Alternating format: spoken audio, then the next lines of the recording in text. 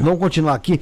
Eu tenho uma pergunta para fazer, Frater, referente à magia, de fato, a magia enoquiana, né? Quais são os rituais, né? As práticas, assim, específicas que são associadas à magia enoquiana? Então, você tem uma das coisas que acontece é que, na realidade, nós temos os diários do John Dee parciais. Muita coisa chegou inteira, outras parcialmente comida por cupim e coisas assim, e outras, se você pega, por exemplo, um texto, uma declaração que tem do Elias Ashmole, inclusive eu fiz a tradução desse texto, ele conta que o primeiro cara que pegou esses manuscritos usava para acender fogão de padaria.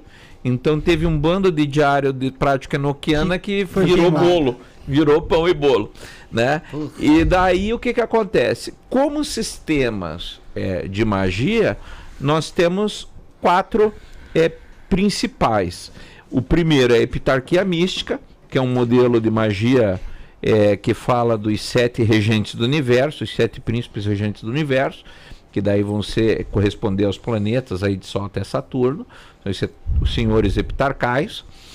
Aí depois disso, você tem, por exemplo, a linguagem das chamadas enoquianas, que é o que quase todo mundo conhece, as 18 chamadas, mais a 19ª. Eu não conheço, não. Não conhece? Então, aí você tem uma série de chamadas, que são orações. Aí você tem a magia de Gebofal, ou Gebofal, que seria uma série de invocações que você vai fazer e que os anjos vão te dar orientação, que na realidade acaba virando essas chamadas, tipo de onde John Dee tirou as chamadas.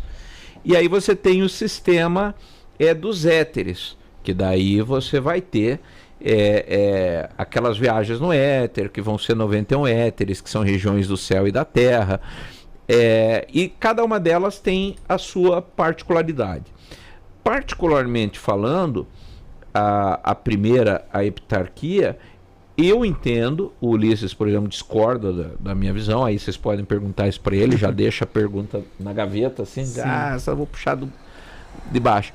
Mas eu entendo que John Dee, ele era um homem da época dele, e na época dele muito estava voltado para essa magia de Grimório, Goécia, por exemplo, você pega o Grimório Verum, por exemplo, no Grimório Verum tem um nome lá que você chama de um príncipe lá que eles põem, que você vai ver o nome de 12 letras que vai aparecer depois na magia enoquiana, e é quase do mesmo período.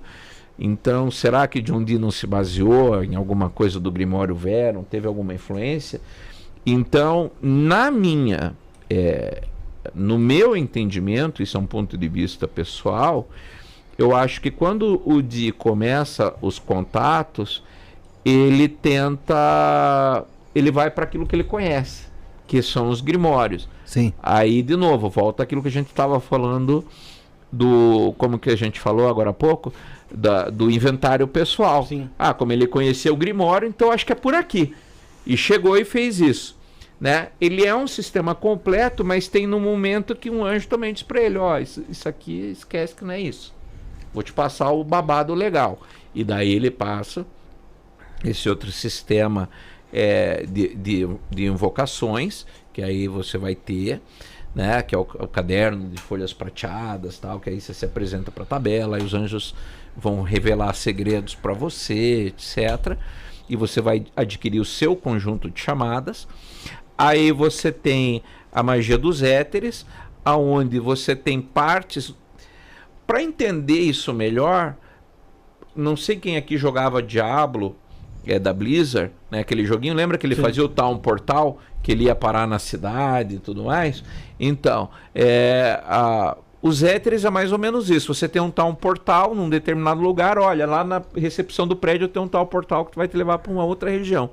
E daí você tem um acesso interdimensional. Falando, para quem nunca ouviu falar, dá para entender isso.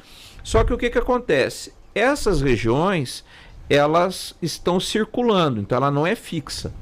Então tem um portal sobre o Egito, um portal sobre o Brasil, um portal sobre várias regiões que necessariamente não correspondem aos países, ela é meio quebrada, e elas são soltas, né?